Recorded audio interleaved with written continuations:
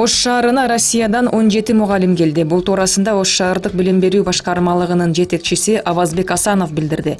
Мугалимдер Ош шаарынын мектептерине тажрыйба алмашуу үчүн келишимдик негизде 1 жылга келишкен. Бул долбоор Кыргызстанда биринчи жолу ишке ашып жатат. Мугалимдер орус тилдүү мектептердеги окуучуларга орус тилин жеткиликтүү деңгээлде үйрөтүү жана тажрыйба алмашуу үчүн келишкен.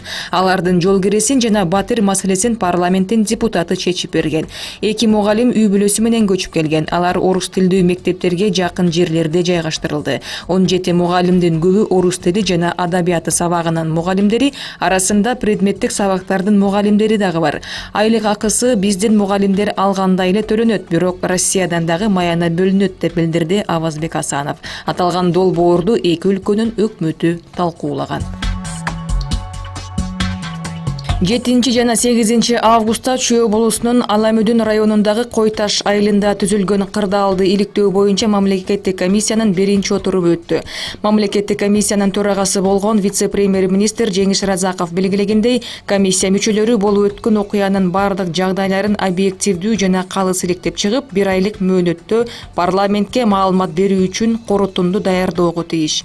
Жыйындын жүрүшүндө комиссия мүчөсү коомдук ишмер Турсунбек Акун өзүнүн мүчөлүгү каршы чыккан. Ал адеп ахлактык жана бир катар себептерден улам аны менен бирге криминалдык дөөл Азиз Батукаевди мыйзамсыз бошотуу жөнүндө кылмыш иши боюнча күбө катары болгондугуна байланыштуу комиссиянын ишине катыша албай тургандыгын билдирген. Сары Чат Эйр Таш мамлекеттик коргоонун аймагында чалгындоо жүргүзүлгөн эмес жана жүргүзүлбөйт. Бул туурасында Азаттыкка өкмөттүн маалыматтык камсыздоо бөлүмүнүн башчысы Чыңгыз Эсенгул уулу билдирди. Ал мамлекеттик корукка кирген 16 000 гектар жер аянты Кумтөр долбооруна ген казуу үчүн кайрадан кайтарылып берилди деген маалымат туура эмес экендигин айтты.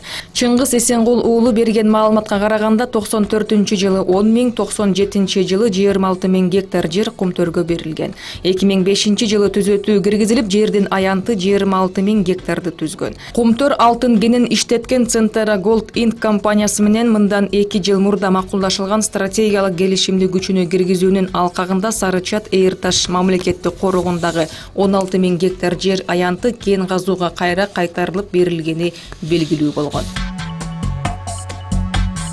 Алмазбек Атамбаевке байланыштуу 2 сот отуруму болот. Алмазбек Атамбаевдин жактоочусу Замир Жоошевдун айтымында Алмазбек Атамбаевдин кармалышынын мыйзамдуулугу боюнча адвокаттардын апелляциялык арызын Бишкек шаардык соту карайт. Ошондой эле Алмазбек Атамбаевдин бөгөт чарасын 26 октябрга чейин узарткан 1 май райондук сотунун чечимине каршы жазган адвокаттардын арызы дагы шаардык сотто каралат. Бирок жактоочунун айтымында сот отурумдары Алмазбек Атамбаев кармалып турган улуттук коопсуздук боюнча мамлекеттик комитеттин имаратында болушу мүмкүн. 20 августта Бишкектин 1 май райондук соту мурдагы өлкө башчы Алмазбек Атамбаевдин кармалышын мыйзамдуу деп тапкан. Футбол боюнча Кыргызстандын улуттук курама командасы Душанбе шаарына барды. Эртең алар 2022 жылы өтүүчү дүйнө чемпионатынын тандоо турунда Тажикстандын курамасы менен беттешет.